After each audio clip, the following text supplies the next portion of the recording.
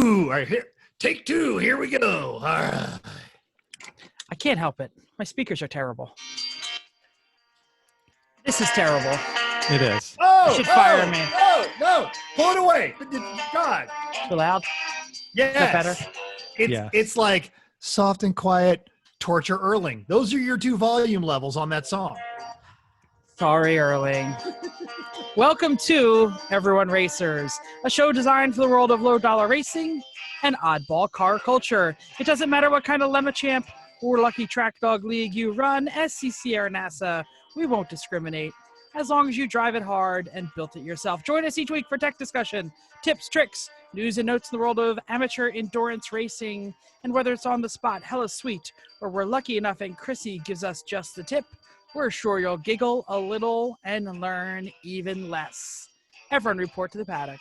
This is Chris. This is Chrissy. I'm Jeff. And I'm mental. And we are Everyone Racers. Thanks for coming back and listening to a Maserati Tipo episode of our podcast, 154. If you're not driving a car, grab that bingo card. Link's right there.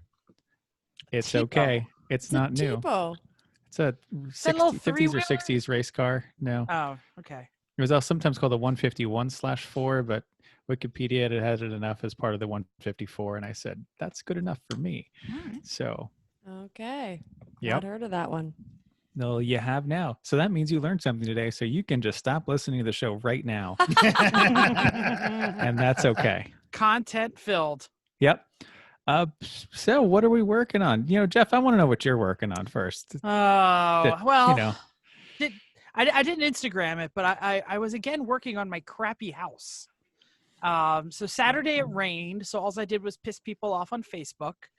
Mission accomplished. Santiago, you're my man. Wearing a new shirt today. Just like to point that out to everybody. We talked about that on the broadcast. Yeah. Santiago's response to a lot of Yes. So anyway, unrepeatable. This is not Everyone Politics. It's Everyone Racers. So I will also talk about fixing my house because it's getting in the way of fixing my race cars. So I have solar panels, and we already mentioned the wet carpet / electrocution of the 12-year-old, right? I did talk about that here. Shut up and use a glove. Yeah, thank you. Just making sure. Harden up. I don't always remember what I said in real life versus podcast life. So to fix the roof from leaking, I had to climb up on the ladder and scrape off 3 roofs, get down to the plywood and see the way waterlogged, damaged plywood, cut a bunch of it out, sister up some, what are those things called? The roof Joists. steels, joists. Joist. Yeah. It wasn't like the roof joist. I have like an eave, and they were like on separate joists. It was kind of weird. Interesting construction. I'm not really sure why they did that. So anyway, shored them up, new plywood, new water, snow, vapor thingy. Put on Ice and water shield. Yeah, ice and water shield. Thank you. And then a new set of shingles. Actually, not a new set of shingles. I reused the old ones because I was able to save them and I had a stack like that. So yeah, it's all done. Hopefully it don't leak. Yeah, we're going to find out. Because then if it doesn't leak, then I can fix the floor. Then I could pull up the carpet and then finish the floor. And then it's a never ending deal with this house. Yep. Yep. Should have It's saved like some of these projects for winter. You But- can't if you have a hole in your roof. Yeah. I know. That's what I'm saying. You can't. No. Oh, well. It's all right. No. Bummer. The floor is supposed to be COVID project. It just didn't get done. See last week's episode. if you COVID wanna know didn't. about that. COVID didn't last long enough. I mean, come on. I mean, it's still going on. Right? So, So, Technically.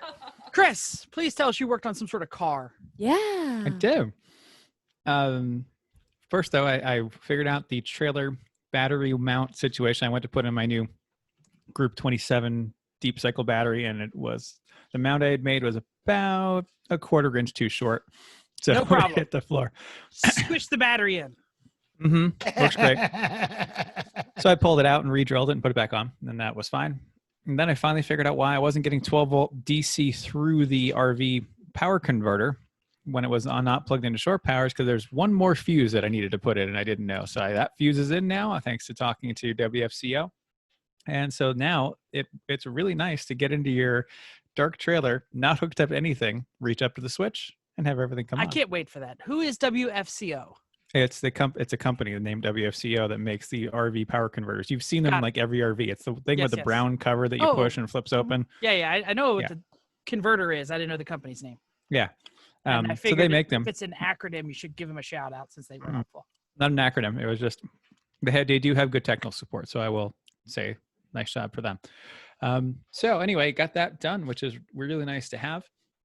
Also, whether It was we also. went to the, Did we say that it's happened at lunchtime? Or Yeah. no, you did it like. I emailed them during last night. They emailed me back at lunch and said, "Hey, what size fuse do you have in slot 6?" I said, Slot I don't- 6? "Exactly." What I do you said, mean said slot none. 6? Let me try that. Clink. Oh, now yeah, it but you works. ran away during the day and Yeah, because because I had a potential solution to something, and it's very exciting when you have a solution It to a works. problem. It works. Yeah. So that's nice. I went up on the roof yesterday and cleaned out the lint trap. We have our washer dryer is upstairs and the vent is through the roof. And every once in a while, the screen that keeps the critters from getting in gets clogged up with lint up there. So you got to I am aware of that screen. Yep. So that's clean now. And tonight worked on the Civic a bit. I still can't get the brakes to bleed. I have put a good solid 2 quarts of brake fluid through the right rear caliper and it still has air coming through it. And there's nothing leaking. Like you can step on the pedal with the engine on, with vacuum assist, nothing leaks, but yet air still pulls through. And I can't understand how something can not leak under 150 PSI of pressure, but pull air through under like no pressure. That's all. Could it be like some sort of pinhole leak in one of the soft lines that only sucks air in under pressure, but it's such a small hole that it doesn't go out? Possibly. I just thought that, that when you're stepping on it, you have so much pressure in the system. It would like have 3 to- digits, it would like have to be 3-digit more than PSI. If it's cut at the right angle, pressing out would seal it, but fluid pulling through it could open it up. See, I was wondering if it was a leak somewhere or an air pocket somewhere that you're not like in a different trunk. Yeah. Is it- Well, I went through, I have hit with a hammer every brake thing, like any places there's a It's junction. good to do. Hit it with a hammer. Yeah. Well, it moves the bubbles around. So I hit the master cylinder, hit the proportioning valve, and it's a really simple system. There's no ABS, there's no nothing. And then I hit the calipers and stuff. Still getting air. Like there's no way that this much air is in the system. And air is coming out of the caliper. Yeah, only the right rear, Okay. So it's definitely in that trunk. which is the one I just It's the one you replaced. replaced. Yeah. Yeah. So I don't know. It's right now, like it's drivable, it's fine, but there's definitely some air in there somewhere. And drivable and what Hamza Raceable is right. different. Well, Well, it's raceable. It's just not. It's raceable, and trustworthy. the second push of the pedal has firm pedal Like, who every wants time. to do that? Well, we've all done it. I don't wanna. But the first push of the pedal isn't where I want it to be. So anyway, but right now And you're still getting air. so you're it's seeing coming from bubbles. somewhere. Yes, like I'm watching the bubbles and saying like, how can there's still possibly It's this got many to be a bubbles? faulty caliper. I don't know. Anyway, it's back. It's in the car. It's good enough for now, and we put it over the storage garage because that car's not going anywhere until early October, and other stuff is going to come through the garage in the meantime. So we need the room. Very And nice. That's it. Yeah. Mental. What about you? What are you up to? Well, obviously, I survived Florida. Didn't get your face eaten. Didn't get my. Didn't fall off the boat. Normally, you have to pay extra for that. I did not fall off the boat. There were a couple of. Oh, okay. Yeah. I'm also One hand for the boat, one hand for you. Well, and we'll talk about that in literally just a second. I'm in Class B bachelor status. Vicky's father is he's not in bad shape, but he had a visit to the hospital, and her brother is basically been there kind of running the show for years, decades now. And so she went up there to kind of help out, and like one of the other sisters came in. So she's up there spending some time right now and just try and take the pressure off of him, get everything set up, and just help them get into routine. So, now the dogs are all like constantly following me around, like, well, there's nobody here during the day. This sucks. We're lonely. I found a gearhead in my squadron. We were talking the other day, and he's like, yeah, I took my NSX out the other day. What? Hey, what? Yeah, great story. He bought the thing when he was in college. He was shopping for a Viper, and this one popped up, and they wanted way too much for it, and they let it slip that they were in a bit of a financial bind, and the payoff was 25,000. 92. As of right now, it has 58,000 original miles. Nice. Pretty good. And I'm like, holy crap. And he bought it while he was in college. I'm like, what a great investment. He's like, yeah, I didn't buy it as an investment. I bought it because it was a cool car. And then he's also got a C5 Corvette with the Targa, but 6-speed and all the go fast parts on it. So we ended up doing that. I did lose a sailboat race twice, actually. Posted that on my personal Facebook. But I met up with an old friend in a bar. We talked about it last week, and we actually recorded a day early so I could go out there and crew on his sailboat. To which Chris sent me a list of, don't do these 12 things. 10 of them are really unsafe. 2 of them are just bad etiquette. And I adhered to that. It actually worked because he was an old Air Force guy. So of course we got a safety briefing. We got on there, and he gave me the look, when things are going fast, just ball up and don't get hit by the boom. And it was me and another guy. It works. Yeah, it did. It was me and another guy. And I'm not the strongest person in the world, but we're a fit bunch. And the other guy was also very powerful. Trying. And, when he said, I don't think he was talking about us. He's like, all right, Nope. you're gonna pull this 3. You're gonna pull this 3 times, and then say tail, and then the other one's going to do tail. So we practiced that, and all of a sudden he had to go whoa, whoa, whoa, whoa, whoa, because we were pulling and bending things that we weren't supposed to bend. Because he's like, all right, you guys are gonna have to stop trying to break my boat. But we weren't last on the way out, and the way it works is they race to the buoy, and when they hit the buoy, everyone turns around. And we raced back, and we weren't last on the way back. We also weren't anywhere near first, but it's a normal Wednesday night sailing league, and it's just an excuse to drink before, during, after. Had a lot of fun. We We used to wait that. till we crossed the line. Then the beers came out of the hatch. No, immediately. we were actually throwing beers from boat to boat. It was a lot. Having to actually work on a sailboat, it's the first time I have not been seasick on a sailboat that I can remember, because I had something to do and I had to move, and it was a smaller boat. So he had to have us climb up on stuff to try and balance us out. Mm-hmm. Yep. Yeah. And so I was learning about water dynamics. Like, the more mass you have in the water, the faster you are, which is counterintuitive. I would think you would want some of the less out of there. Anyway, that was cool. A lot of it's about the shape of the boat and which angle the boat needs to be on for the most effective way for water to be going around it, etc. And he knew all that, and we didn't. So then, yeah. You guys kind of heard this joke, but I'm a little stressed out about going to Florida.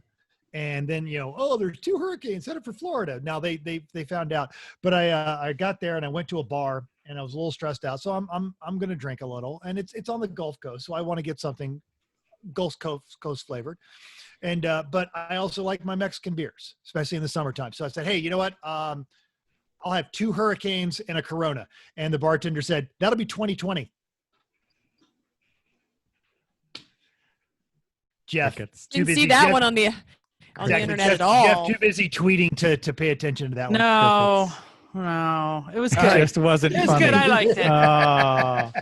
All right. And I have now successfully bicycled to and from work several times, Yay. which goes back to the Instagram reference, because I had posted where I'd replaced the tire and put it up there, and people had made jokes about that. So if you have someone gets a flat on your bingo card, you can go ahead and check that one off too, even though it was last time. But now I have now bicycled, and I have found definitively that work is uphill from where I am, because my time to work, I average about 5 minutes and 5 seconds, but coming home from work, I'm about 4 minutes a mile. So it's this way. Or the wind, or your motivation, or the heat. Any of those. It is. Well, it's hotter in the afternoon. It's definitely not my motivation. And I'm like, the whole time I'm pedaling, I'm like, please, people don't kill me. Please, people don't kill me. In the morning, they're just not as aggressive. But anyway, so that's what I've been working on. I think it kicks over to Chrissy. Yep. So I don't even remember what I did last week. Nothing interesting, I assume. We had the family over for dinner on Saturday. We used to did them over like all the time during actual COVID. And now, You actually even now we're all before like, COVID. oh, now we all, yeah, that's you. But now we're all over the place. So we had them over for dinner. That was nice. Sunday we went to the beach. It was a lovely day. Lots of bugs, but we got to sit and do nothing, which was great. And then recently I've been doing a lot of video editing for work, but that means also that we have a new video that's going to come out on YouTube. Whoa, Excited YouTube about this. content. Yeah, YouTube I am content. excited. Yes. I know. It actually turned out really well. I just had a little bit of editing to do, just because I moved to a couple different places in my basement. This is all about. I'll just tell you what it's about, just because so you can get excited about it, or not, and then everybody can just go there. Okay. It's just going to be awesome. Let's go with that. Want to know what it's about? I do want to mention we are now officially at 100 subscribers. What's that get us? Woo woo! Nothing. Okay, cool. That much closer. That much closer. We only to have being able 900 to- that we need. Yeah, exactly. Right, 100 okay, 100 good. more. Yes. Yep, we don't even know that many people. But it's okay. So I'll tell you what it is. It's about pit setup. So it is in multiple places in my basement about what we do.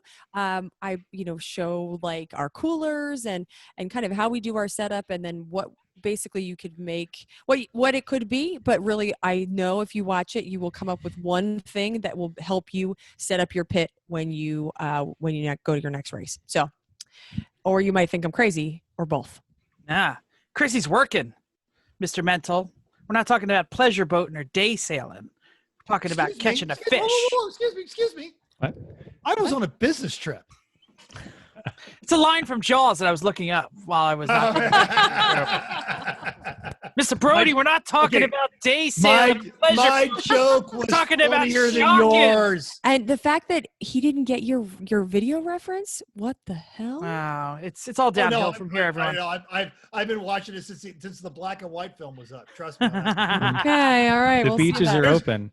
There's Everyone's a having reason. a great time. We have in fact caught a large predator. Yep. There is Amity a means reason friendship. watching Jeff's background video that the camera's only waist up. And no time. Okay, all right. We got a couple of them I'm here. very excited that Chrissy found a couple of good news posts here. Well, these are the one of them's notes and both of them are notes. Anyway, I was perusing the news in the auto world, and this isn't actual news, but I stumbled on a Jalopnik article that had some compelling sales pitches for cheap generic window shades. So it actually might be helpful for Jeff's cars because he doesn't have AC anyway. Oh, like car window shades. Car window shades. Like yep. the thing in the thing that pops out and goes in the windshield. They have two. No. These are side window shades. So these are they call one of them was the suction cup ones. Hold on. Just let me read my copy here. I wrote this all. The thing. So they're convincing because when you install them easily, and they still roll, and you can still roll the windows down, and they keep the sun out and reduces wind noise. All of it, which is great because it gets really old when you're on long highway runs. Okay, so they have two main different styles: the suction cup one and a sock style, which is like you just stuff in the door and you roll them down. And they don't have any size issues. So these are definitely for the side windows. And normally they probably would be for, to hide the sun for a baby or something like that. But this guy was going like across country, and he put them up there, and he said, we stopped wanting to run the AC, thought that these two like generic different kinds of window shades were a good idea, and tried them and said that they were awesome. So I have the link in the show notes for the article. They don't tell you any brands. I don't have any brands for it, but it seems like it might be an idea. He said they were really cheap. And yeah. Was the sock one like pantyhose sheer? I've Kind- seen a lot of people kind with, of. like, Over the window. like, black Yeah, over the window. things Yep. over, and I thought about Yeah. They call them sock. Sock was the kind that he said, but yeah, I think it's sheer, but it sounds like it will hide enough, especially since you go on highways when you have no AC, and if it's hot, then you're going to be running the windows open anyway. So it seemed like a nice idea. Yeah. I just daily drive the Corvette now, and that one has AC. So. Oh, okay. Well, that's also a good reason, Shucks. right? Okay. Yeah. Well, if you need to, It's not because I want to, baby. Thank you, It's Jen. 'cause Oh, it's- she's not there. It's because it's so hot. She was there a minute ago. okay, you can't tell anyway. All right, I have more news and notes. This is about to be next year Jeff's problem because it's about to get cold and you're not going to need it. So Heck yeah. nothing's going to happen until One about more year of no car Oh, payments. till about Just gotta June. wait till it gets cool. Yeah. All right. All right. June, you're going to say, damn it, past Jeff. Why didn't we fix that early? Yep. Okay. So as I was reading this article in Jalopnik, I went down a Jalopnik rabbit hole, excuse me, or rattle hole. And I found another awesome story. So this was actually we already had posted it. I'd seen it in Facebook, but we also posted it a couple weeks ago and I had missed it. We, meaning somebody else, not me, had posted it and I didn't see it. So to make it short, guy alerts multiple times, gets this alert multiple times a day for kid riding his bike up and down his nice on flat, his ring, flat. on his Love ring this. camera. On his ring Yeah. camera. Yes, Yeah. right. So you guys know about this, except Love for Chris, this. 'cause he Go, lives keep in- talking about it. He lives under a rock, so I'll tell him. Okay, so he gets alerted multiple times with his motion sensor. Has this really nice flat concrete driveway, and the guy decides to make. So he starts out this video, and this is we already started burning pod because Mitchell and I were talking about this article or this video. He starts out the video with kind of a gruff, like "get off my lawn" type attitude. And you think that's the way it's going, but he ends up making a racetrack. What? What? I can't. What are you Okay, talking sorry, Never I mind. don't Keep know. doing. Keep Okay. reading your copy. So, What? guy makes a race track in chalk, and the kids, the one kid, he comes up and it has little corners like with the rumble strips, and it's got ups and downs, and then he gets really fancy with it, and when it rains he makes a new one, so it becomes more complex, and he's all excited because the little kid's getting better at doing each of the tracks, and then all of a sudden towards the end they have all the people, big kids, little kids, big like adults, people pushing strollers, they all start going through this track on his driveway. I just thought it was awesome. I'm sad that I missed it the first time. I'm glad I watched it again. But It was really cool, but I have a bit of a bone to pick. He says he's a car guy, and he has got a lot of concrete, and he needs to buy more cars. No, Jeff. See, Yeah, that's how yeah. the rest of the world works. No, you put We put our concrete. You stuff could buy a crappy car and indoors. put it on it. Oh. No. I think he had a really big garage because it was a really It big. was- It was a flat- really big driveway. Yeah, Yeah, it was at least a 3-car. Yeah, no, very it was wide. Okay, so some of our Facebook fans, Alex Levinson said, "Take note, everyone. This defines human love more than anything that I've seen lately." And then he added later, "Winning the world one child at a time." Michael Kay noted that the kid in the original Pink course was already early apexing turn 1 and setting up for turn 2. I love this video. And Vicky W got in on this one. I don't think I could love this any more than I do already. It was a really nice story. I thought it was going to be I get off my lawn. It's really cute. Link in our show notes. Nice. I'm pretty excited. I never get to post articles from Vice, which is one of my favorite things to post on the internet, at least for the show. But thanks to Big Sexy Darren, he posted this up in Massachusetts. Chris, you have relatives who can vote in the state of Massachusetts, I believe. Mm-hmm. Yep. There is a right to repair law on the ballot, and it's closing a loophole from a previous right to repair law that will allow manufacturers to get rid of the ODB ports. Because the law is written that basically says if they have a plug-in, you're allowed to plug in and get the data off the car. So now all the manufacturers have to do is get rid of the ODB, and then basically independent shops can no longer scan for codes and all those other things. Well, but you also talked about how they were Jeff. On Onboard board diagnostics. Is that what I said? What did I say? Did I say You ODB? said you said ODV No. several times. now. old dirty bastard. No, Yeah, yeah. that's right. I knew where we're going. OBD 2 is the current standard.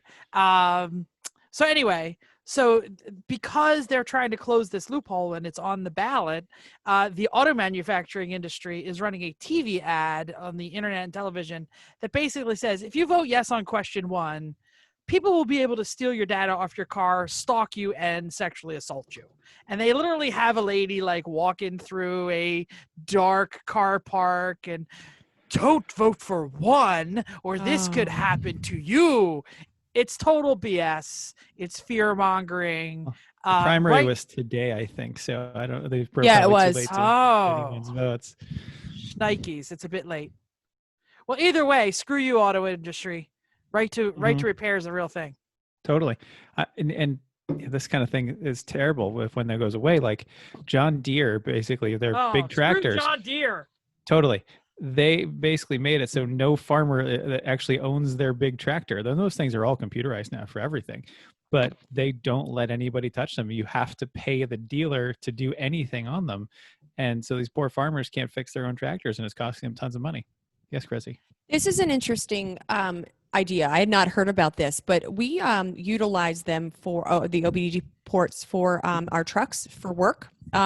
In the safety aspect, because there's telematics, right? So we don't care where you're going, but we kind of do. We care about what your speed is. We care about what we care about what the if you have a check. No. But if you have a check engine light, if it has some identifying code that your trans is going to blow up tomorrow, then we're going to take you off the road. So this is one of those things that we're really delving into. It's not just braking and throttle, which it is for drive cam for the cameras and that kind of stuff, because we can be able to see, did you actually apply the brakes before you hit that car? You say you did, but you're in the old school videos, I'm looking at, can I see your foot moving? But now you'll be able to see. It's also great for newer race cars where you can plug into that and data log everything really, really easily. And sync it with your video even. Parents that want to keep up on their teenagers, how they're driving, how is there an insurance all of that. Yeah, all of your Snapshot, Allstate, anyone that says put this widget in your car, that's where it plugs into, and we will get you a discount, which no one ever gets the discount. No one gets the discount when they plug into that. And I know that if I was to ever plug one of those things in there, my insurance company would just go double. Yeah, that's the deal. Supposedly they let that kind of thing happen, but they say if you do it, they can't raise your rates. They can only lower them by grandy driving. Yeah, they're not lowering my rates. I would definitely get a call, and they're like, "Why is every day at this time there's a spike in your throttle?" Well, because that's when I drive into the overpass. That's an off ramp. Duh. Come to my house. It'll all make sense. Well, I guess next week we'll report whether this passed or not. So. Well, as the primary say, I don't know. Anyway, who knows? We'll find out. Who knows? We'll see. Hey, so keeping up with Chrissy's upbeat news and not Jeff's I am angry at the man news, because Jeff loves to be angry at the man. Sometimes I am the man. That's true. Yeah. Damn that Dean. I've written so much policy lately. Haggerty posted the results from the Raleigh Auto Auction 2 a few weeks back. A 91 special edition NA Miata, the BRG one, sold for $30,510. So before Jeff goes and puts Miracle up on eBay to fund his retirement, remember, this is a number one condition of one of the most coveted Miatas ever made with 8,000 miles. But first Miata to break 30 grand. So, I mean, it's going to happen eventually. We've already seen it with things like Civics and Z's and stuff. So that the right Miatas have always had weird Miata people interested, like, oh, well, that one had the red seats, but not the BBS wheels, but had the headrest, And they had so many special editions. Every year they had one, but some of them were more special than others. And if you want to really fall down a rabbit hole of sadness, sunburst yellow with daisy wheels and Go to Miata.net and watch the people argue about special editions if you want to feel better about yourself, but sad for humanity. So anyway, Alex Wilcox pointed out you could buy a Miata that's 30 years newer for the same amount, but that new ND is going to depreciate. This NA is probably going to become more valuable as long as you don't really use it. Sadly, $500 my ass. Yeah, there it is. Okay. That's nice. Upcoming races. Let me just say that WRL is at VIR this weekend, which is probably why we raced VIR. No, probably don't think it has anything to do with VIR. But it's to decide the Eastern Championships, because I guess the season's nearly over. I don't understand that exactly. They start running their regional championships, and then they have their national just first of the year, usually at COTA. Got it. Well, they have 45 cars coming. 18 of them are BMWs. Boring. Thank you. 7 Miatas, 1 lone Honda. It's actually an Acura. Does that matter, Chris? No. It's the same thing. Yeah, I understand. 9 Porsches, including our buddies Tyler Hoffman and Trevor Andrusko, who are in contention for the championship with Kingpin Racing in a Cayman. So good luck to Tyler and Trevor. In recent results, Champ Car ran Harris Hill for their 8 on Saturday, 7 on Sunday Enduros, 45 cars, 9 very boring BMWs, 19 Miatas. $500 my ass. It's, yeah. 1 Honda, 1 Porsche. So Saturday's very boring podium was Premium Dudes in an 88 BMW 325. The second place finisher, Shut Up Racing, was 1 minute and 15 back in an 87 BMW. And third was Bavarian Mustache Works. Bad car, funny name. Only if they did right. Like, did they all have mustaches or fake ones and ran them all weekend? Did the car have a mustache? Like, you got to more. Probably you gotta not. Step up here, right? I don't know. I feel like there's some Champ people with some sense of humor. Sure. You know, they were in a 93 BMW. They were 4 laps back. Now Sunday was almost a repeat, but Parts Badger in a Miata took number 1 by 2 laps, and then Shut Up Racing was less than a second ahead of Bavarian Mustache Works. For that's how second and third worked out. So hardcore battle right until the end. Nice. And apparently, Champ Car snuck in a 12-hour race at Thompson on Saturday. Yeah, I don't know how he missed that. Yeah, 26 cars, which, I mean, you got the track to yourself there. That's a shame. First went to Blue Bayou Racing with their 97 Boxster, who crushed the field. 9 laps back was second place of Z-Tech in a 95 Accord. And 5 seconds back was Mostly Motorsports in a 90 RX-7. So Nice. 26 cars. That's a shame. Like, Yeah. Well, I mean, they all went down to Harris Hill because that's where the championship was. Clearly. but that's Texas. Like, there's a big difference between Texas and Connecticut. It's Eastern Championship, isn't it? No, that was WRL. You're Oh, Mixing up your series there. Yeah. Sorry. Typically, Don't Champ cross the Car runs streams. Champ Car runs their championships down in Florida Go. in Got it. December. Oh, WRL was at VIR. Sorry, correct. I will read my notes and try and remember them for more than 30 seconds next It's, time. it's really okay. All right. And that brings us to. Listener feedback time. So I was talking to Uncle Dave, and he agreed with me. He was getting tired by the end of the show he was on. Yes. Because it went so long. Yes, this terrible show. So It's shut okay. up. Don't leave us sometimes, you alone. too. It's your fault. It's our fault. It's true. You did leave us unsupervised. We thought you could In my handle it. defense, yes. You're adults, right?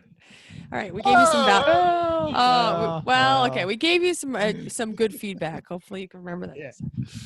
Okay, so We'll last try week's better next time. last week's burnout episode really struck a chord with a lot of listeners. Absolutely. Oh my gosh, we got so much feedback. It's awesome. Yeah. Chrissy said on Facebook, Jeff's comments on us and the Daytona were spot on. Running the Saab has let me focus on things I truly love, like designing completely overkill solutions to problems that barely exist.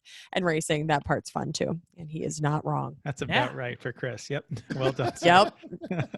Steph S. retweeted our link to the episode on the Instagram. Can you retweet on Instagram? No, that's why it's written. She retweeted and the link added and then onto our Instagram. Instagram that she feels like seen. So, okay, we see you. We see you right through the screen, Steph. Not weird at all. If you're not Also- watching this on YouTube, you have to. Chuck S asked, "Wait, you can recover from burnout?" He had no idea. And Jacqueline K said, "Great episode. Too easy to go from happy emoji, she had a happy emoji, to upset emoji, and had the woo emoji." Yep. The one with the head blowing off. Yeah. Yeah. All right. And I even got a few texts directly, some Facebook private messages from listeners who really just connected with that. They thought they were the only ones. What's the matter with me? I'm the only one who does this. And so across the board in all of our things, we really appreciate everybody responding to that. And I hope, and I think you guys all hope we helped. I know Yeah, we helped at least a couple people because Yeah. they told us so. Yes. Honestly, I think, and we made fun of you, Steph. Sorry. Learn from our mistakes because we're dumb enough to do Yeah, this stuff all exactly. first. Yes, So- exactly. But the "I feel seen" comment is probably about right, because knowing that other people are having the same problem is way more than half the battle, and knowing that it's okay to feel that way. So stick with us. Sometimes you learn stuff. Maybe tonight, who knows? You'll learn some stuff. Yeah. You learned what the Maserati Tipo was. So Already. I had no idea. Heck, Right. and then there was a cute video out on the internet. So yeah, we've learned stuff already today. Anyway, Lesser's Racer reaction. Lemon's infamous iSecond Racing League was at Barber. Jeff was there with Mental, Ryan, aka Beard Sim Racer, and Eric Rude. What happened? What did we miss? Actually, we had a good time. Hamsa showed up about halfway through. There was some great liveries. We once again had the pick a random number and then interview that person as the winner. excellent. I'm glad we started. a trend. That's good. Ryan, the Bearded Sim Racer, is really, really good at not only commenting, but finding lame liveries and quickly busting out a new livery and then putting it on the guy's car, which is fantastic. Excellent. So there was a really good bit. You have to listen to this. Watch the episode if you can. But so it turns out that the Lemons folks got an email recently that was really, really angry at them. Like somebody replied to like the random, hey, here's what's coming up next month. Make sure you're registered for this race and make sure, we had this race and check out our YouTube channel. And don't forget we do iRacing. Some dude, and we definitely confirmed that it was a dude, fired back the most hilariously angry email. And he was serious. He called him F-sticks. I'll just say that. Like iRacing is not real racing. Don't do that. What? He started the email with like, stop, unsubscribe, because he thought that would unsubscribe him. like the text that comes across and it says, type stop if you cat facts. Yeah. So just typing stop and unsubscribe is not going to unsubscribe you to the Lemon's email. But it was like, you F-sticks, this is horrible. It's not real racing. If you, this is a really quick side note. If you want to laugh sometime, look up, I'm sure it's on the internet somewhere still, cat facts phone pranks. So it's basically you catch someone. Jeff might need to subscribe to Cat Facts this week because I know this one. Oh, do you? I'm very aware of it. Yeah. Just look it up. We did it to Chrissy's mom once when I had a work phone. Yeah. She didn't know what the number was. You have subscribed to Cat Facts. Yes. But this was this tremendously angry email. So I made a joke about like F-sticks, and then Ryan, the Bearded Sim Racer, made a livery because, of course, we have Gordon's fisherman sticks. So it's Gordon's F-sticks. Yes. No. It's the like generic the great version. value. It's the generic F-sticks they're not really even fish because you can't trust the good value fisherman. You can only trust the Jeff Gordon's fisherman. And the trunk had the letter from the angry person. There was a race. Somebody won. Nobody cares. It was hilarious. It was so ridiculous. And because it was so upsetting, they actually they found the email address, dug into their records. This person went on about, it was fun racing with you guys, but these aren't real racers, not even real iRacers, blah, blah, blah. This guy had run exactly one race. 8 years ago. 7 years. Yeah, 8 years ago. And all of a sudden now he's an expert on what we do. And when you have annoyed Eric to where he starts delving into numbers, you have erred greatly. So and the way the audience responded was painfully hysterical. I actually I was laughing so hard. We missed one race and all this stuff happened. I know. Oh my God. And we did the random number generator because he's Eric goes onto randomnumbergenerator.org and picks a random number. So Tyler Stank won again. We picked a random number and Tyler won again. So anyway, there was a race. It was fun. We had a good time. The Yeet Fest was so epic. A Miata got hung in the fence and held there for 20 minutes, and you could see him reversing and trying to get off the fence. It was so nice. Yeah. Look, you're not doing anything else on Sunday night, or you have like time to sit in front of YouTube for a couple of hours. Push play on those Lemons videos. They're absolutely hilarious. It's worth watching just for Lady Arbonon's 80s references. Yeah. She's on mine and Jeff's level. Yeah, so we also had a race, right? Yeah, we had a race last night. We said that, well, this week's Lemons is doing all kinds of wacky things. So we said, well, we kind of just did wacky things like last week or week before. So we said, well, let's try something else that we haven't done. So we went to VIR, and it was fantastic. I'm really now looking forward to going to VIR in Meat Space because of how much fun this track was to drive. Like, if it's anything like it is in iRacing, it's my new favorite East Coast track. Really? Yeah. That's big words. Yeah. Uh-huh. And that's why I want to go. October 2nd, 3rd, Jeff. What are you doing? Or 3rd, 4th? Is that NASA? Yeah. Let's go. Come on. Let's do it. You don't have orientations every week. Let's go. Anyway, we used some actual fast cars to get ourselves in trouble. Like the first round, we had I raced the Cadillac CTS. We had the 87s, of course. We had some. What else we had? We had the Kia Optima out there. We had Everybody loves the Kia. Yeah, only one person had it, but anyway, the AMG. We had the AMG, of course, because Mental had to have the AMG, and then we had a Porsche Cayman 718 Cayman for Eric. Yep. I'd Anyway, like to point out fun. that an AMG won that race. Yeah, it was Santiago. Yeah, not mine. No, God, no, it wasn't me at all. Actually, Santiago, because he's an alien. But I was third, but yes. Yeah. Then the next race, we did even wackier cars. We did Formula Pro Mazdas and Holdens, and I think I stuck some NASCAR stuff in there too. Like we had the 87s, and I put the NASCAR truck in. It ended up being most of us in the Pro Mazdas, and Eric and Matt Freitas in the Holdens, and they said that was terrible. But the rest of us in the Mazdas are having a great time. Those things are a lot of fun. Chris pointed out that right? Yeah. Chris pointed out that all of a sudden, like in the first race, we're running our mouth, doing our normal Monday night thing on the chat, and all of a sudden we're in the Mazdas and we're not talking because we're actually trying to drive these things. And really, the only conversation was every now and again, Matt would go, "Fucking Holden, God, this car sucks." Yep. The rest of us were just concentrating on driving well and hard and fast, and it was weird. So don't worry, we're going to go back to doing something terrible again soon. But yeah, VIR. Yeah, let's quick plug it. Every Monday night at 9:00 Eastern time. And 10 o'clock. And 10 o'clock, 2 different races. We usually do something fun. We don't know what we're doing this week yet, but I'm sure it'll be fun. Look for the races E1R. It has a password, and it's probably on your bingo card or on your race car. It's a brake pad, and it starts with ST.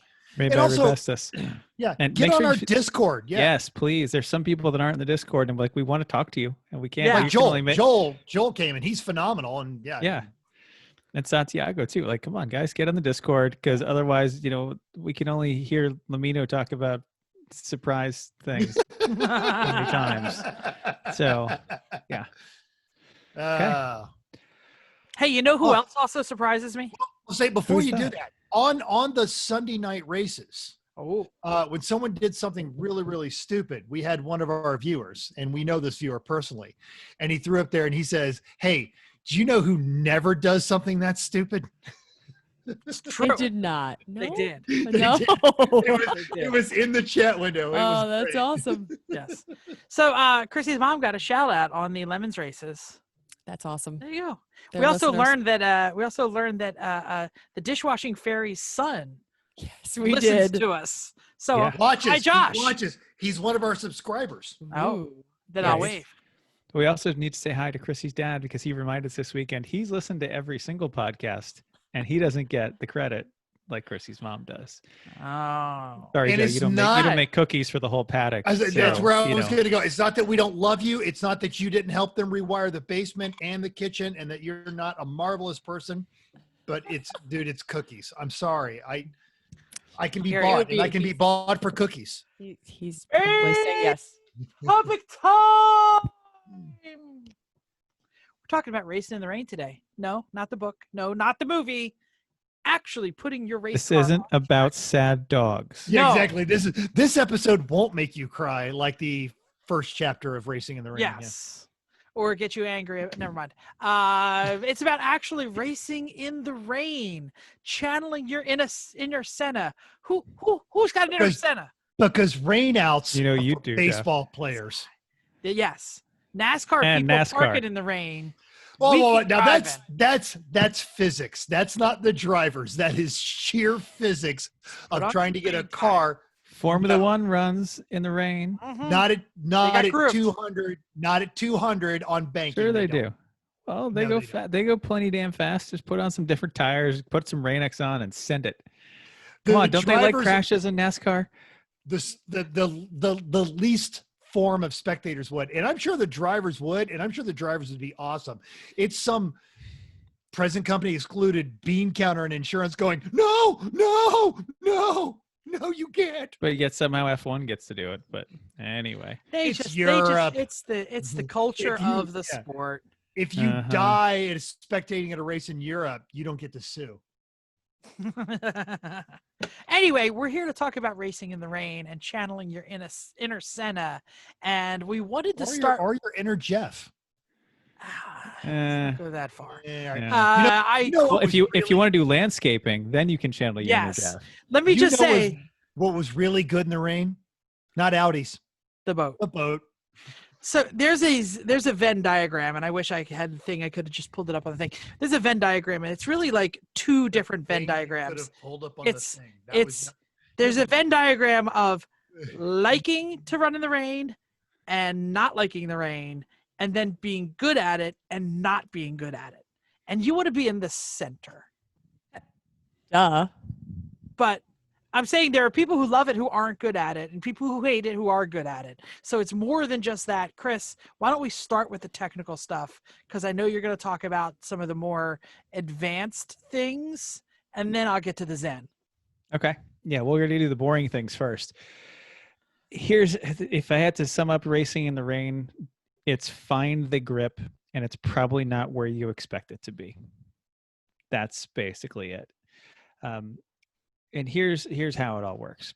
The age of the use of the track matters because as the track gets run by a bunch of race cars, those race cars polish the racing line and put rubber down on it, which fills in kind of the voids and puts some stickiness there. But in the rain, that's worse. Like, have you ever been on a motorcycle or bicycle and gone to one of those little tar patches between, like on the cracks and things like that? The sealer. Yeah. Those are like ice. You know what else is like ice is the lines on the road on a wet. If you've been on a wet motorcycle, those are terrible. But anyway, Yeah, it's the who are same- you looking at on this thing? Mostly mental, but The other biker. No, Oh. I low sided the Scooty. Oh my God, I came back with I the totally forgot. lunch all over the sidewalk and my yeah. Was that because of paint? It was wet Yeah. because it Yeah.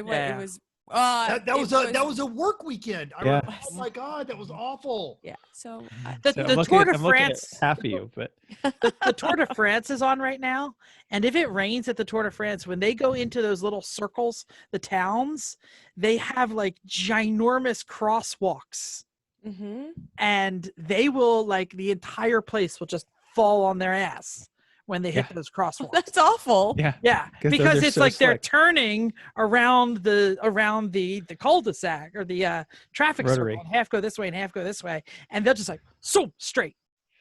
Go ahead, Yeah. Chris. I'm sorry. I didn't even. No, it's absolutely right. So, but that's exactly the point. Where people have been driving has less grip than where they haven't been driving. So let's start off with a normal basic corner. It's a 90-degree right-hander. So normally you'd be coming in on the left side of the track. You'd be braking. Then you'd come into your apex. That's the right side of the track. And then you track out back to the left side of the track. That's a normal line. The racing line, you basically need to pretend you have an old Camaro. It doesn't turn. But what it does Which do, honestly, I do every day. But right. It doesn't turn, but it does go well quickly in a straight line, and the brakes are okay. So, because really what happens in the rain is you lose, I'm going to say 40% of your cornering, but only 30% of your acceleration and braking. So you want to spend more time doing the acceleration and braking and less time cornering because it's not going to work as well. So what you do in the rain is you'll come down, not on the left-hand side of the track to this right-hand corner, but to the middle or the right, because that's not polished and that's not all worn off, especially in a braking zone. It's all slick as anything right there. So you stay off of it. You start to brake there. When you get to cross the dry line, all of a sudden you're going to have no grip and your wheels are going to lock up, your ABS is going to come on. But then on the other side, all of a sudden you're going to have grip again. So then you finish slowing down, make a sharp turn, accelerate back over the dry line, and end up on the right-hand side of the track. So like what you would think of as, the inside as you're coming through the corner. So it's the exact opposite. Instead of making a big broad arc, you're making a very narrow, like 90-degree corner in way up by the outside radius of the corner, because that's where the grip is. And if you try to go with the dry line through this, you're going to be fighting it the whole way through because you're on all the slick stuff. But if you get and when he says fighting it, he means losing that fight. Usually, yeah. But if you stay on the other pavement, the pavement first is probably a little more porous because it doesn't have rubber filling in all the gaps. It doesn't have as much oil and stuff that's been dripped on it. It's not been polished over. So all those areas have more grip for your tires to grip in. So that's the basics of it in general. You do have to cross over your dry line quite frequently though. So you have to know how to do that. If you see it coming, don't just hold your same brake pressure, because that's not going to work unless you haven't been braking very hard. If you've been braking hard enough, you need to come off the brakes as you cross it and then back on when you get the other side. Or with accelerating, same thing, expect you're going to get some slip, ease off. Or sometimes you have to cross it while cornering. A great example of this is at Lime Rock, the left-hander. So if you're in the rain, you come out of turn 1 and you stay to the inside, and you kind of just hang around the inside as you're coming out of turn 2. Into turn 3, the left-hander, you cut back to the inside to the left, and then you have to basically get the car positioned next to the dry line. And then you do what they call it a leap of faith, because you gradually ease out of the wet line. Mm-hmm. The whole car will slide to the right. But then as soon as it hits the other side, it catches and you feel it. But if you are not, even with the dry line as you come up to it, you're not going to cross it smoothly. But if you come up to it evenly, you just slide right across it, perfectly controlled. Don't do anything dumb or don't make any big control movements. You hit the other side of it, you catch, and you go. So figuring out how to cross the slick dry line is important. And how you have to do all this depends a lot on how old the track surface is and how well it's been used. If it's a brand new track, the dry line hasn't been ruined yet for the wet. So you can pretty much run the dry line in the wet and you're okay. But if you get a track like New Hampshire Motor Speedway, where they haven't repaved that thing in a long time, back when our Civic was not even turboed yet, I could pass pretty much anyone around that track in the rain. And it was by driving really weird lines, like coming up the hill. You turn 3, you go up the hill, but instead of coming to the inside, I stayed way up on the left. Yeah. Like way out on the left. Like Yes, I remember out this. on the left. And you would just rock past everybody with your 120 horsepower Civic because no one had any traction except you. Yeah, you were in the marbles, but you kicked those out of the way after a few laps and you have all the grip, so you can do it. So there's another example of how that works. And last thing, watch the standing water. None of these tires have huge voids for evacuating it that we're using. Standing water is still going to make you hydroplane, especially at some of the speeds we're doing, and especially if the tires are wide, if you don't have narrower rain tires. So that's still going to be a problem. Also, standing water from cars you are going by. Well, if you are next to a car and you're going through a puddle, we're gonna beat this up because this subject, that particular point comes up several times. Yeah. Just think about where you are and where their wake is going to be. That's all I'll say. That's really interesting. So anyway, that's kind of the physics and the principles behind what you're doing. But just the last thing is easy controlled movements. There's no mashing the gas. There's no stomping the brake. There's no violent steering maneuvers. Everything is smooth and controlled and precise because that's what it needs to be. And this actually goes right into where I'm going, Chris. So, Perfect. Metal, do you still want to say something, or do you want me Well, to transition? Yeah, and I wanted to get Chris's input on this one too, but also like some of the older tracks that they haven't repaved in a while, like CMP, right up until this year, because they repaved it this year. You get offline CMP when it's dry, you're screwed. Forget it. There is no grip because it's basically just a bunch of it's practically gravel. But because it was such peak and valleys when it was wet at CMP, offline is definitely where the grip was. And what's the phrase you always use when you're telling us to drive in the rain? Or if I missed it, I apologize, but I don't think I missed it. Find the grip. Well, Usually what I say. about what's shiny. Oh yeah, Yeah. if it's matte, it's probably fast. If it's shiny, it's slick. Yeah. Yes. So I'm glad you did the technical part, because now I'm going to talk about the untechnical part. Perfect.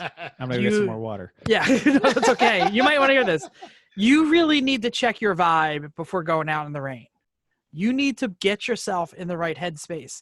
The Art of Racing in the Rain is a book about dogs and about Zen. It's not actually about racing in the rain, but I'm telling you, Zen is probably much more important in understanding where your headspace is at when you're racing in the rain. Chris already said it. You already know how to drive a car, but you need to do more of it when you're racing in the rain. Smooth is fast. You need to be smoother. Slower inputs, slower hands and feet, even slower in the rain. Traffic management is so much more important. Not just your bubble of safety, but who's handling the conditions in which way. Because some people will be out there in the rain like, I'm Senna, yeah! And they're driving as hard as they can, but they're terrible at it. And they're going off the course. So it's a lot more dicey of a situation. And if you're the person who's out there going, I can't do this, I can't do this, I can't do this, you're not in the right mindset. And as you said that, your video behind you was perfect, because Was it? one I of didn't watch the it. cars just spin on a straightaway Yeah. and went into a wall. It was great. Like the limits of adhesion, who's doing what, who can you get close to, where can you got to experiment a little here. Try this line. Is there enough grip? Try this line. Is it a little better? Try this, and go a little faster each time. And if you're not in a Zen place, if losing traction makes you slow down, you're going to be in trouble. Watch out for Camaros and Yeah. Mustangs. Or they always seem to be the problems. or any. Go ahead, Metal. Say, not to ruin Jeff's Zen discussion, but Chris, mechanically, why are Camaros and Mustangs the problem? Because they got a lot of torque, which is going to break the wheels loose. They got wide tires usually, and they're heavy. What kind of rear end do they have? Stick. Solid axles. Solid axles, absolutely. And this is But solid axles aren't necessarily bad. Yeah. Like the boat with Great. the Ombre were pretty damn good in the rain. It's about how it's set up and what the kind of stiff they are and their dampening and fact. blah, But blah, blah. typically Mustang Camaros from the factory, they came designed with the drag racing kind of setup right up until they Sure. started doing the independent rears. But the there, point there being may is- also be a self-selecting thing for the kind of people That's that what use I was Mustang gonna and say. Camaros. That's I really where think I'm going they to. have the wrong attitude. Yeah. Right. And I was gonna tie that into Jeff's thing is you'll start learning who they think they got this, but you're in your car going, they ain't got this. No. And let them have that corner, because they are going to screw it up spectacularly. And you just bought a front row ticket to an awesome show. Yeah. Look. But don't be too close that they hit you when they spin. Oh, exactly. No. That's why I Let said them go. Let them friggin' go. traffic management and the bubble is so much more important in the rain, because they're going to screw up. And you're going to screw up. You're going to slide. You're going to move. I'm not saying that you're going to find all the grip out there, because I don't want you having all the grip. If you have all the grip, you're not trying hard enough. So you have to slowly ease in and slowly get quicker and go at your patient levels. And the core understanding of the Art of Racing in the Rain, it is better the slide that you create than the slide you get surprised by. And that is the core understanding of being comfortable with being loose in the rain, but not too loose. Because you try this, and if you get a little loose, you try something else. You try this, and it gets tight, and then go a little faster. And that's the way that you're going to have the Zen of building up. If your hair's on fire, if you're too excited, if you can't handle the little, ooh, that's going to happen in your rear end, recenter yourself, recheck yourself, or maybe trade off and wait for that dry shift. But to get better, you have to get comfortable. And if you're not trying to win anything, if you're not good at it, don't try to win anything. Like you're not, not going to. So use it as a learning experience. Gradually approach the limit. Very gradually. Don't go into it like, oh yeah. Don't say, all right, I'm going to learn. I'm going to find the limit. I'm going to cross it a few times and I'm going to learn how to get back. But when you cross it, only do it just a little, because then you can probably still save it and probably stay on the track or maybe put 2 wheels off or something. Okay, fine. But you have to know to cross the limit, to know how to get it back, to even know where it is. Because you might be super afraid of driving, but you're still have 20% left. You don't know. You have to strike the balance of being comfortable, but being aware. Yeah. And I like to do traction tests. Yeah, sometimes. Absolutely. Like give the gas a good boot sometime, just, when you're going straight, when you're controlling, just to see what happens. Or, come up to the brake and get a little harder on it. Right. I do this in the snow sometimes too. Like how hard can I brake before the ABS comes on? Yes. Because you need to know what you're working with there. And if you never approach the limit, you're never going to know. And I really want to say something, but it's coming up later. So I'm not going to say it. I'm just going to pass it off. And we when you first start into the sport, and I was guilty of this, you tend to think of traction in analog terms. Either it is or it isn't. And then even in the dry, as you get there, you begin to realize that traction is digital. And sometimes you're faster with only 80% traction because you need the car to move to a different place. And that's how you get there. And like Chris said, if you're not trying to win, this is a great chance for you to learn something that is going to help you in the dry. And Jeff's whole conversation about the Zen, when you just kind of stop and you have that Green Hornet moment where you start realizing, oh, this car red, he's a problem. This car blue, not a threat, but I'm going to let him go by. And it is brilliant. I raced at VIR in a torrential downpour. As the sun was setting, Matt Farah was running with all the guys from Drive, and they were doing a thing in a very fast BMW E30. But I knew that Matt couldn't see very well at night, and I just ran him down in the single cam neon. And then all of a sudden, it got dark, and I was lapping him. And then I wasn't lapping him, and the car was coming around me like I was going backwards. Oh, that's because Chris Harris was driving it. And then it started raining. Drivers, yep. Right. And then it started raining, and that thing is coming through a corner sideways like it was programmed to do so. Oh, that was Andy Lally, the Porsche factory guy, and the drift guy who made a journalist nauseous one time. And it's just, so recognizing that and just kind of being in that Zen place of, oh, I'm just gonna let him by and then see if I could learn something on that. And usually I couldn't. Are we ready to move on to the next spot, or did I just step on your toes? No, you're doing it. That's what I said. All right. So if you're going to do all of this stuff that Chris and Jeff just talked about, and that's key, you got to be able to see. Well, that's why the windshield's clear.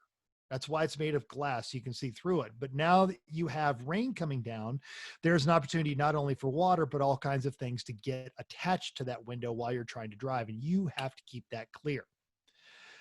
My first race car, absolutely. Wipers? No! This is a race car. Defroster? Gone! Ah!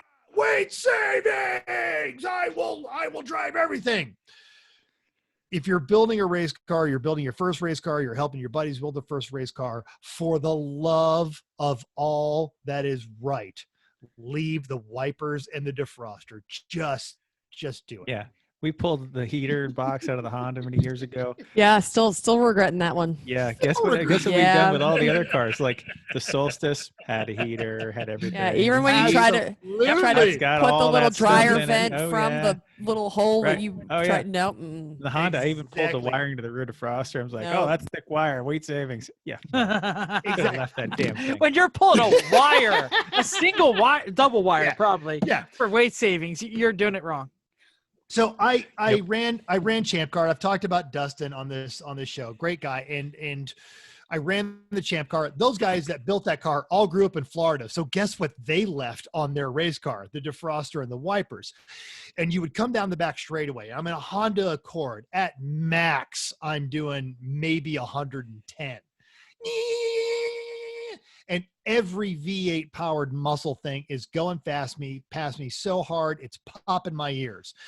But it had started raining, and it was raining on turns 3 and 4. So it was just creeping up to the bus stop.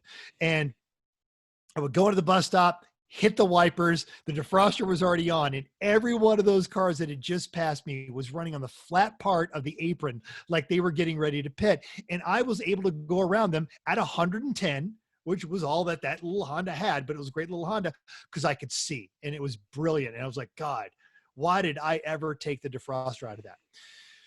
Even with the defroster, or in our case, you've made a mistake and you've already yanked the defroster. Okay, that's fine. You can add some surface treatments on there. And this is stuff that we've tried. This isn't theory we're working on there. First off, Rain-X. Rain-X is a good idea even when it's dry. If you're not expecting any rain, you should always treat Rain-X on there. We always do it either the night before or the morning of, before the car grids, because it keeps the windshield clear. There's other stuff, there's bugs and that sort of stuff, and it's basically a liquid poly coating that's going to help stuff not attach as hard onto that windshield. I'm not going to tell you Fog-X doesn't work. I'm just going to tell you that every time it doesn't It work. doesn't work. It doesn't work. It don't work. I'm going to tell you every time. Man, that worked great. Wait. And how is that made by the same company who makes Rain-X? Because Right. Rain-X works. Fog-X, Yes. no. All day. And here's why. So inside of the car is a temperature difference, and that leads to condensation. So Fog-X, I wrote here that I'm not going to say it doesn't work, but no, it doesn't work. And not only does it not work, after a few hours, it becomes a gummy mix that you're wiping off with your gloves, and it looks like boogers all down the inside of your glove. Just don't. Rain-X, good. Fog-X, bad. That ends up, so what we swear by, and I don't think anyone's ever contradicted us on this, is Barbasol. Like Everyone the old we've school shown this trick foamy to. shaving cream. Yes, big Doesn't metal have to be that can. brand, except that brand is like $1. It really is. So just And go with that minty. one. Sometimes it's minty. Sometimes it is It does. minty. Like the can that your grandfather has in the shower that rusts and makes the rain. So- That's the Yes, it does. Barbasol you want. So I introduced this one when I was racing at Thunderhill last year, and they're like, no, we're going to put Fog-X. And I'm, no, for the love of God. They're like, no just try Fog-X." this one. Just And believe me. They were out, and I'm like, stop at CVS Pharmacy, get a can of Barbasol. We put it on the inside of the windshield, and it poured, and we never had a problem. So Barbasol, Chrissy, go ahead. Oh, we saved teams by applying it to their windshield. It was NJMP. I think it was NJMP. One time at Thompson, Dave Mills comes in, and we were the Oh, I first thought it was- garage Yes. right off of the Yes. track. Yes. And he comes in, and He couldn't even get off the grid. He was No. like, help. I can't see. help. But it's things like that we literally. I think we had a rolling. We were throwing the can down the paddock. garage bays Yeah. because everybody that came in. They were just like, I literally can't see. That same can has been around for years, and it's been on Yes. probably 20 cars by now. Yeah, no, but that's the time that we made people not crash into you or walls or stuff because they could not see. Now, the application is messy as hell. Deal with it. You foam the crap out of the inside of your front windshield and then smear it all over the inside of the windshield. And Don't then go take overkill, though. Don't go overkill. Okay. It's And then like take just a enough. separate set of paper towels and completely wipe it off of there. And then it's going to do a really good job. And you're going to want to do that on every day before you start the race. All right. Rag on a stick. And I wrote here, it's a joke. Right up until you need a rag. I love the on a rag on the stick. I hate Except the when rag. you lose it and then it rolls into the wet on the I'm- floor. We're going to talk about that in a minute. Oh, I'm sorry. Yeah, Exactly. the Cressida has done the rag on a stick correctly. Yeah. Yes. So key to this, make sure that the rag on a stick is secure. Like it has a mounting spot where you can lock it in place, Yeah. grab it and pick it back up again. It's got to be easily accessible to the driver. If it's too far back or too far forward or too far in the passenger seat, they've got to like move their head to get over there. And now I think every race seat, every series requires a containment seat. So they've got to be able to get it just to like the electrical cutoff switch. Chris. Two quick things on rag on a stick. The Cressida has done this perfectly. They have those little kind of snap clips that you can put on the wall of your garage to hang a rake. Yep. They've got two of those stuck to the side of the transmission tunnel, and it just clips right in. The other story is rag on a stick in the boat. One time I was racing in New Hampshire in the rain. Obviously no roof. And we had wipers, but it doesn't matter. The inside of it's a convertible. It's the inside of the windshield that you do rag on a stick with. Yeah. So it was bad. And I came in and said, we need a rag on a stick. And so then we took the hood prop because that was sitting on the ground. And then we grabbed a towel and we wrapped it around it and duct taped it. And they gave it to me. And that was wonderful. Except one time I turned left too hard and it went away and I couldn't get it back. There was like 9 feet of the boat that you just couldn't reach. Like you're in your seat, like and I wasn't able to drive fast enough to turn right hard enough to get it back because I couldn't see because I didn't have my rag on a stick. And eventually it slowed down enough that I could get one good hard corner and I got my rag on a stick back. And then it felt like putting on like a new shirt on a hot day. It's like, oh, that's so nice, right? You can see. I hate to ask this because people think I have Simpson-shaped heads, and that means it's the Simpsons. Do we need to explain what a rag on a stick is? I'm working on it. Okay. So it is exactly. Well, I just described on how to build one. Exactly. It was, okay. It was So a good one, you don't want a pointy stick with a rag kind of wrapped around it because your idea is you're trying to get surface area. So think like one of those Swiffer type things, but you want like a good thick one of the red rags, like red shop rags or something like that, something that's got a lot of absorbency and understand terry cloth, like terry cloth, like an old towel, microfiber.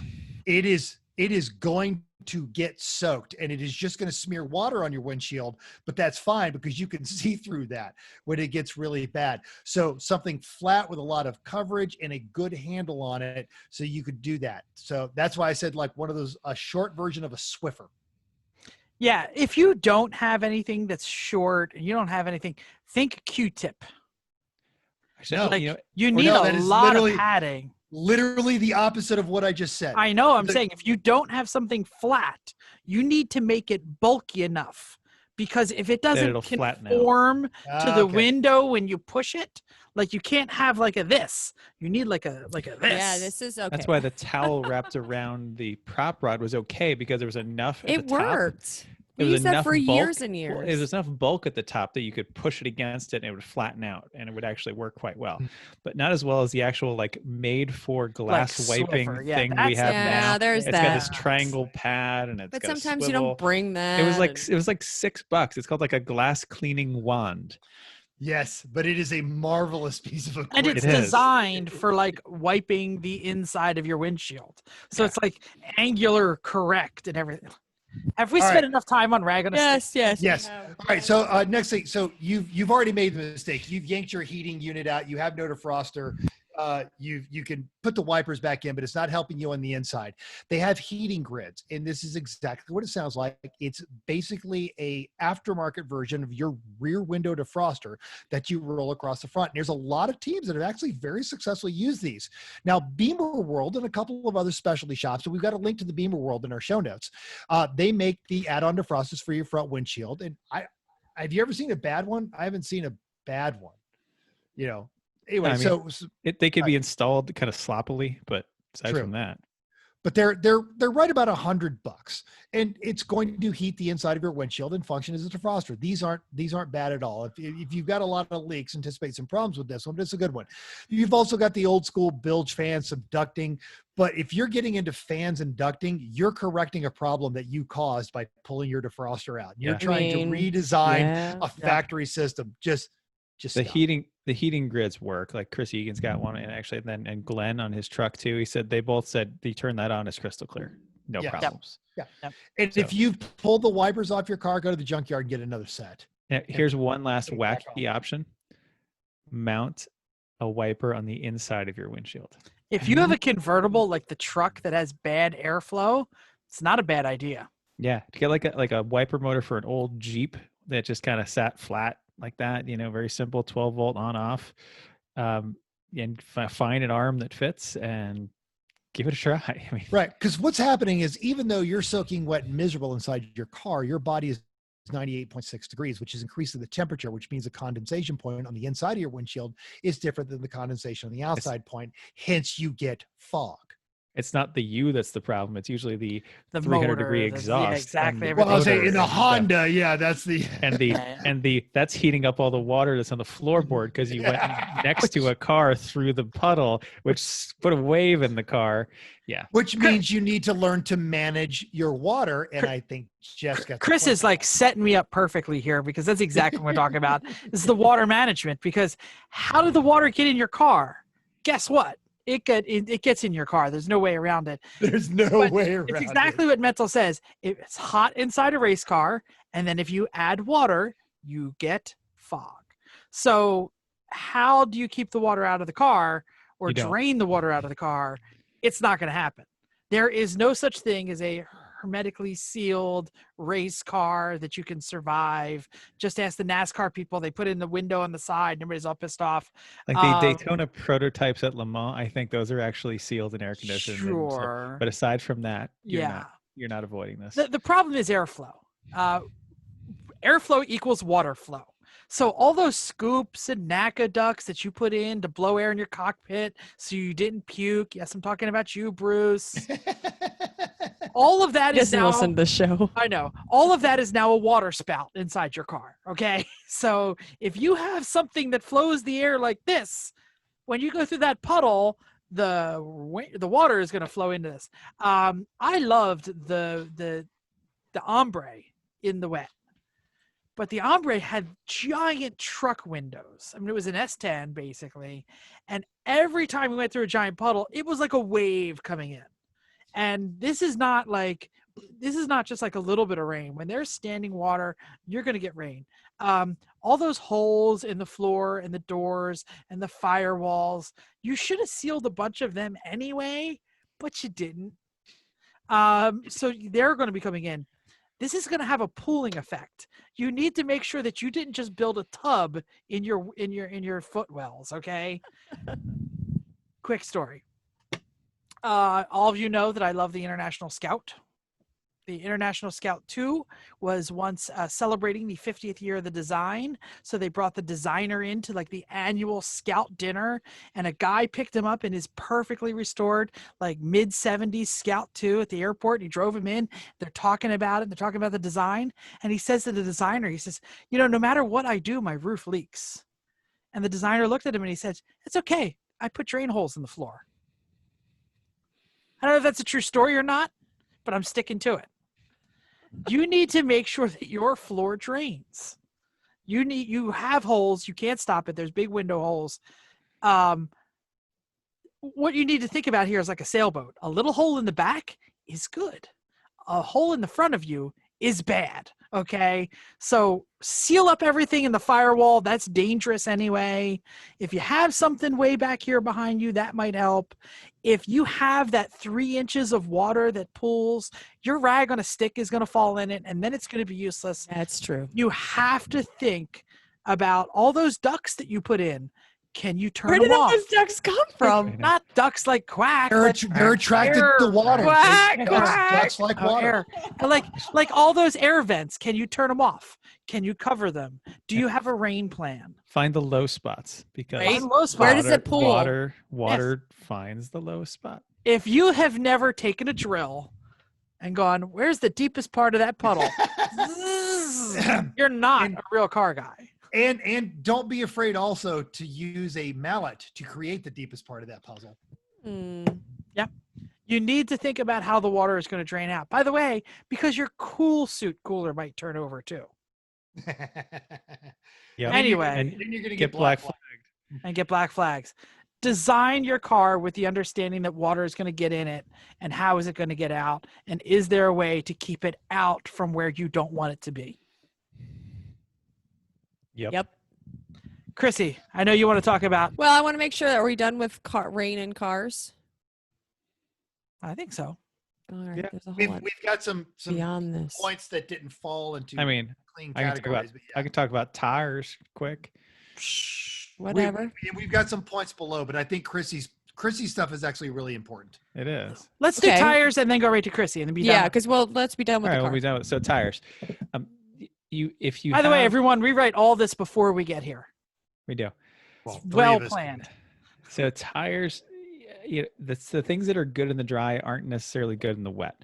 In the dry, you want a lot of surface area, you want low void area, and you want a grippy compound and a stiff carcass, right?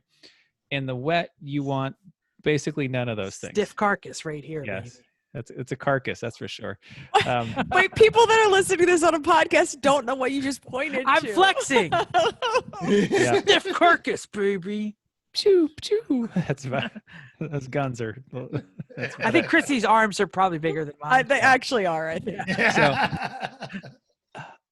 So you want tires that have full tread depth ideally, because that helps evacuate the water out from under the tread. If you've got slicks, obviously that's just going to ride over the top of the water. So full tread depth is good. You want a pattern that gives water a place to go and enough void area to do it. Void area is the spots in the tread that's cut out. So It's the holes.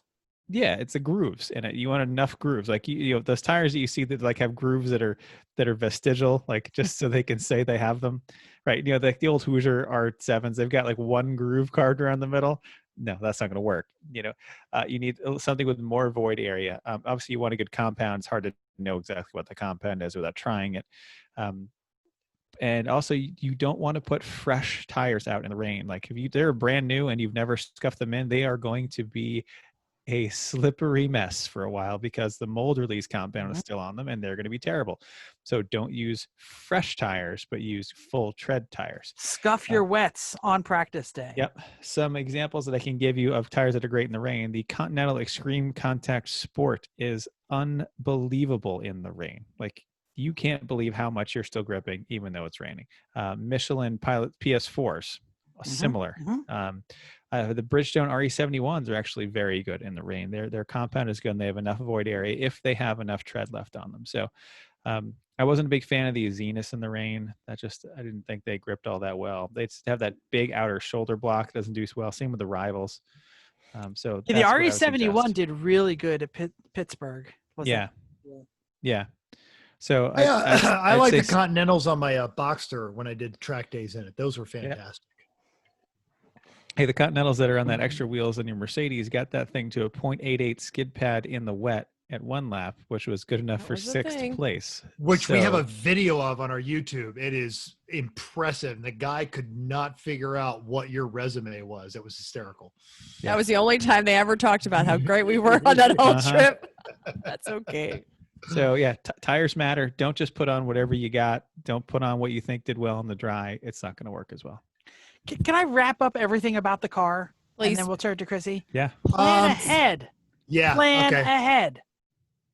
Think about it's going to rain.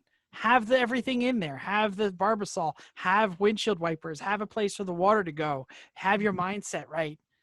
Know it's going to rain and have a plan for it. Go ahead, Chrissy. Okay. Now, everything else that is not the car, you have to worry about when it rains, because chances are you may or may not have an RV. You may or may not be in a garage. You may not have a tent. Your tent might have blown over, like the one race that had 85 tents that they started as a success tent and they ended as a failure tent in a pile with all the rest of them. So let's talk about how to keep your crap dry and heat leaf a little bit less. Okay. Have a box fan. But also we're going to talk about later, keep your electricals out of puddles. But having a box fan can at least move including your iPhone cord. Right? Your iPhones. Don't put your phone on a table that has water on it, or leave it there and forget that it's going to rain. It'll get a social disease. It both ruins all the other phones. I'm looking at half of you that had phones that died in the same weekend on the same table. But anyway, so you keep up with ponding water, especially if you have a garage. But here's the thing: a big ass squeegee. Chris bought it. Where did you buy? I said big ass squeegee. It's a floor squeegee. Yeah. Where did you get it? Amazon. So this is like a broom, it's exactly like a push broom, but it's a squeegee. It works really well trying to get pool water out of your garage, hot tub water out Hot of your tub water out of your garage. Yeah. Yep, especially Or when if it your has. garage floods. Yeah. Well, that's why it's why we have Anybody it. anybody that ever worked at a grocery store knows exactly what she's talking about. Oh, okay, yeah, I Because like after that. you'd have to mop, you'd have to squeegee. Right? Yeah. So actually, our garage floods. That's why we have it. But it really works well. But also you can move the water away from a place that everybody's kind of walking in. And so the next thing about keeping your camp and pit, especially pit stuff, so your paper plates and your paper goods and your food and that kind of stuff, is putting everything in Tupperware boxes. So I usually keep our stuff in the Tupperware boxes, but we also have a couple in the basement, which, one of those things, like it might be worth it to just bring some stuff in a Tupperware box, especially if you don't have the garage or you don't have an RV that can keep stuff that's going to be dry and it's going to rain. Put some stuff in there, hopefully fairly well organized, and they should not have cracks in them. We do have some that have Tupperware boxes that are like fine, but you're like, the lid doesn't really fit and they have cracks in the bottom. You're like, okay, if it's going to rain, that's not going to help you any. Yes, Chris. Use one with a lid that goes over the sides of the top, not one of the ones with like the lids that kind of fold You're together like smart. fingers, because it'll Yeah. just leak right through that. It's got to Yeah. have over the edge lid. Good call. And if they usually have latches, or put something heavy on top of them, but that's probably helpful as well. So my next idea is bridges. So we've had some rainy pit experiences. We've been in dirt pits. So we had a really rainy race a couple of New Jersey races ago. Not those kind of pits, Mental. Stop smelling yourself. Right? No. I've got two very needy dogs in my lap. I'm Okay. laughing because I remember exactly. She built a network. It Yeah. was like a Robin Hood, village of. You had to go right. You had to The go the Robin right. Hood Village. It was all in my head as soon as you said Robin Hood. Right. So we had to we use things for bridges because the paddock, especially if you're in a grassy or sandy or doesn't drain well. New Jersey. Place, right. Even Well, New and Hampshire is and- uneven in the paddock. You get those Right. giant puddles in New Hampshire. and Thompson also, if you're anywhere but where we are near Then the it's just a garages. river. Yeah. Well, but it might be helpful when you have these deep levels. So basically, I'm using CMP in a couple of weeks. right. So all of these places, It's not going to rain. Don't worry. right. You probably have trailer ramps or somebody else does. We also have 2x8s, I think what we decided, of pieces of wood to help the car because cars are so damn low to get into the trailer. Things like this are great to be able to walk over, especially Frogger. You're like, doo-doo-doo. right when you're trying not to track all of this stuff, the water and mud and sand into different places. It's going to be helpful to try to put something over there. So use your trailer ramp. You can always wash it off later. And then make sure that you don't leave stuff on the ground. So when we go to bed, even if it's not going to rain, I try to put stuff in, especially like paper goods and paper plates, to try to put them in a box that's, I know, even if it's not going to rain or you don't think it's going to rain, it could always have dew and just kind of, be damp Who overnight. lost their So shoes? Didn't somebody's shoes float away? I lost my flip flop. Flip-flop. Matt did lose flip-flops his shoe. Matt lost They his- definitely went away. I got mine stuck in the mud at New Jersey, like before the bridges were there. I stepped in the mud and it stuck into my flip flop and it broke in the mud. I remember somebody walking around with like one shoe on and one Oh. shoe off. Like That's Matt. that was Yeah. like I my also- shoe floated away. He also couldn't find his pants that morning. So. Does he ever really know where his pants Can't are? find my pants, Jeff. Yeah. That's not an HR problem waiting to happen. All right. So lastly, is just making sure that if you're going to have electrical that's going to still be out, making sure that the connections are not sitting in the ground in a puddle. Because I thought that was just keep track of it all. That's really Absolutely. good. You said something about box fan earlier, but you didn't go back to it. Were you going somewhere with that, or? Well, it was more of like having it if you have garage space, or you have some kind of that place that's flat, you squeegee it all, and then just kind of keep using the box fan to keep it all moving. I would just felt like that's probably a thing that's very Or an helpful. air mover is way better than Yeah, that. yeah, That's the kind of little- turbo yeah. shaped nail ones, thing, yeah. like that are Yeah. in the public bathrooms. You see those because they're Right. right on the floor, and they move so much more air than the $20 box fan from the hardware store. They're don't also have one of good those, so. for inflating your bouncy house. But Yeah. they also accelerate evaporation, and like one of the things with Chrissy is when we get Ooh, reason science. she wants all the water out of the garage because it's polished concrete, and you could just be walking across that thing and end up seeing your feet over your head right before the point of impact. And yeah, welcome to disability. So it's a good idea. Somebody always threatened to build something that would dry our gear. Like my brother has Jim. always talked about, like, I'll build a box and it'll be positive pressure, and then we'll put our helmets on it, and then the helmets will get dry. Instead, we just line everything up in front of the little air vent on the floor of Mental's RV, and we just keep rotating it. We're like, oh, these are just kind of like warm and wet now. I'll just wear these gloves. It's fine. You know, they're not actually cold. To get rid of moisture, you've got to have heat and air movement. Like that's what we deal with at work when people's basements get flooded, and you got to figure that out is get the temperature up and get air moving. I love that you say that. There was an article on Renlist, or a thread on Renlist, where a guy had built a helmet, glove, and boot dryer. And he actually published the plans, and just outside of my garage is a shelf that I rescued from Atlanta Motorsports Park, because I swear it's going to become someday you're gonna build one. Yes. Go to Racer Image, buy yourself a second suit. That is the best rain advice I can give you. I do want to throw some other stuff in here, and I want all of you guys to join in on this. This is just stuff that popped into my head. But the first thing, there's some additional stuff when you're at a race and it starts to rain that you need to bear in mind. Be in that zen spot that Jeff talked about, where nothing catches you by surprise. Listen to everything that Chrissy said, because if your pit is miserable, your race is going to be miserable. You can suck it up in a car if you know that you can come back to a warm, safe place. But the big thing on there is rain enhances stupid. We had the conversation about Camaros and Mustangs, and the folks that are attracted to Camaros and Mustangs, Fail Inc. excluded, because Fail Inc. understands that they make bad decisions and they know it.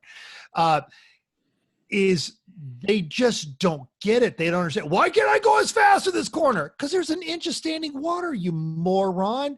So while you're happily in your zen place, watch for this guy that's running up in the inside, and he doesn't understand that he is not going to be able to go through that corner just as fast. Let him go. Let him go through, because again, you have a front row seat to hysterical when they just tear the lawn up out there. And there's some more stuff about what rain does to a race. It's amazing how far you can go on wet grass. Like, you just keep going. And can I throw out one more thing, and then maybe we'll get to Chrissy for the just the tip section of the day? Or is it? No, it's not Chrissy. Not Chrissy. Oh my gosh. I have one quick thing to say. There are certain groups out there that you're running with that might require a rain light. So check your rule book. Make sure you're running a rain light. I believe Champ Car is running rain lights. AER is running rain lights. Definitely, yeah. Also, just a good idea to have your rear tail lights on. Yeah, it is. It's a good idea. It just leave your tail lights on. Like, there was cars at Atlanta one year. They were like a black car, and you can't see it. Yeah. So turn like, that's why I left. Or get a rain light, even if it's not required for your series. You can run a rain light. Or just they're cheap. Leave the tail lights in your car and just turn them on. Yeah. I asked John Pagel. I said, I know we don't need a rain light, but what if I wanted to put one on? He says more lights on the back is always better. Do it. That fact on both of those. Yeah. You know, you've got the tail lights. You're not saving any weight taking out your tail lights. Just put your tail lights on. If they're hard to replace though, like that, I'm running that with the Civic. Like, I'm having a hard time finding tail lights, and we broke trailer lights. Just put 2 trailer lights in it. Seriously, put them out. Exactly. We'll mold some metal and put some bright LED lights back there. Anyone that has ever ridden a motorcycle, so that's 3 of us on this podcast, a light rain, or at the first part of a rain, every bit of oil, every bit of transmission fluid, every substance in your race car that is used to lubricate something has been expelled onto that racetrack. And when it first starts raining, it all floats to the surface, because oil and water don't mix. So it is actually most slick when it first starts raining. Know where those corners are. Going under the bridge at NJMP on the non-Dong course is, as you make that left, that's where everybody misses a downshift, blows their engine, and that whole track is always covered with. That's the Dong course. Okay, That's the the dom dom. course. It's where everyone blows something, and every time it gets even. Actually, when it's dry, it's always slick in that corner. But know where those slick corners are before you get into that. When it starts raining for a while and you're going to racing, you're going to have these rivers that draining across the surface. And those rivers where flowing water is offer even less traction than just standing water, as I found out at pit race last year when I decided to take the Triumph through one of those flowing water things and discovered what Chris was talking about is, man, when I hit the wet grass, I think I picked up speed. I passed 2 cars while I was sliding on the grass on my way to the flag station that was easily 300 yards away. And I think I tapped the tires all the way at the end of it. Whenever everybody starts going off, when they come back onto the track, either towed or drive, they're bringing all sorts of awful stuff onto the track, and none of it's good. None of it helps you have traction. Big chunks of rocks, or they're going to be coming into the thing where you've got sod, or down in South Carolina, it's sand. In Georgia, it's red Georgia clay. None of this adds to your traction. So know the corners where everybody goes off and then where they're dragging stuff back on there. And then finally, the thing that Jeff talked about is puddles. You're going to have these big puddles, even after it's done raining. As cars pass through them, they are splitting the water. It goes at an angle, about 45 degrees on either side of those cars. Try to make sure, say, like, your window's not right there because you're going to get splashed. Or at that point, just take it. Just know it's coming. Just, I don't just think you can back avoid off. it. Just back off. Go through Just the back puddle a off. little bit further behind them, Exactly. and It's a don't have it long on your race. windshield to blind you, where it'll also, because then you'll be blinded, and who knows what'll happen. I'm blinded. Right. Or at the Um, very least, then when your wipers hit it, it's just going to go right in your driver's side window when they Yeah. push it up over. So just let it settle down. Go through. Last That's tip a of the real rain, everyone, danger. from someone from New Jersey. When you go through the toll booth, turn off your wipers for the guy. He doesn't want to get wet. There's nobody in toll booths anymore. Oh, you're right. Never mind. It's COVID time. There's nobody in the toll booth anymore. Is it that time, everyone? It I is. feel like it is. Jump! Tip. Yay. So I was in Florida where 2 hurricanes were destined to meet for the first time ever at the same time. They realized that, oh God, if we mess up Chris's hair, we'll never hear the end of it. Let's just go to Texas. Two hurricanes go Chris, this. not this Chris. I'm sorry, Mental. Yeah. Mental's well, yeah, actual name. Yeah. Well, one of his Point, actual point the names. other way. He's top left. Not of in you. my screen. Top left of you. There you go. Ah. There you go. Now you're doing it. So Right. what I want to talk about is advocacy, and I don't mean in the social sense, but let's be honest, you absolutely should. This country would be a lot better off if we'd all start doing stuff like our mamas taught us to. Advocacy for your hair, because that's where we started. Oh, that's self-advocacy. But Oh, okay. Got anyway, it. let's talk about safety. If you're listening to the show, there is a strong possibility that you're the gearhead, finger quotes, you're the gearhead at work. Yep. And people bring all of your dumb problem, or bring you all of their dumb problems. Oh, Jeff, my Saturn View isn't working. It's only got 250,000 miles on it. Why won't it start? Saturn View? When was the last time you changed your battery? Reagan was president. You know, that kind of stuff. Yes. So one of the great questions I got was, the mechanic told me my head gasket blew, but I took it in like 6 months ago for a transmission problem, and they should have known that was coming, right? No, zipperhead. Yeah, you're the gearhead. So people bring you bad ideas, and if you want to like actually be social at work, you learn to suppress your absolute fear that, oh God, I share a freeway with this person. When I've told the story when I was a bus driver, one of the ladies in training, she's like, I don't mess around with tires. As soon as I see a steel cord, I replace them. Right. And I had to like, oh, how do I educate her and not come off like a jerk? People don't know what they don't know. And that's not their fault, and it's not your fault. And even though they ignore you when they come to you and they say, what car should I buy? And you say Camry, and then they go and buy, Dodge an Dart. Dodge Dart because Dodge Journey. because it was blue. That's fine. you, as the representative of mechanical stuff, have a serious opportunity to make a good impact on their safety perceptions. And if you don't know what the safest option is when they come to you with like, hey, my roof is leaking. Hey, my back door is electrocuting my 12-year-old. Hey, we've installed lights so bright in our basement that planes are trying to land. These are things. Look it up. And if you can't find it, email us, get hold of social media. We know people who know stuff. We've got people that work the line. We've got plumbers. We've got all kinds of smart people that we're kind of networked in, and we will try and find you the best safety answer. And we have a safety professional on our staff. She's really, really good about this. We're not going to say who it is, but she's awesome. She's awesome. Here's why I say this.